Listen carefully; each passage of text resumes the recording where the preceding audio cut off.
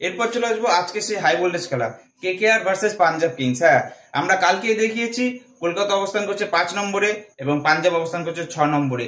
আর দুটো টিমই কিন্তু খুব ভালো খেলছে। হ্যাঁ, মাঝখানে কেকেআর প্রথম দিকে খারাপ খেলেছিল, পাঞ্জাবও মাঝখানে দুটো তিনটে হেরেছে, কিন্তু তারা কিন্তু খুব সুন্দর খেলছে। এদিকে পাঞ্জাবের যেমন শ্রেয়াস আইয়ার, গত বছর সে কলকাতার ক্যাপ্টেন ছিল, সে কলকাতাকে ট্রফি পাইয়ে দিয়েছে। এবছরও পাঞ্জাবের হয়ে কিন্তু খুব দারুণ পারফরমেন্স দেখাচ্ছে। গত ম্যাচে শ্রেয়াস আইয়ার কিন্তু খুব দারুণ ব্যাটিং করেছে। পাঞ্জাব পুরো টিমটাই ভালো খেলছে।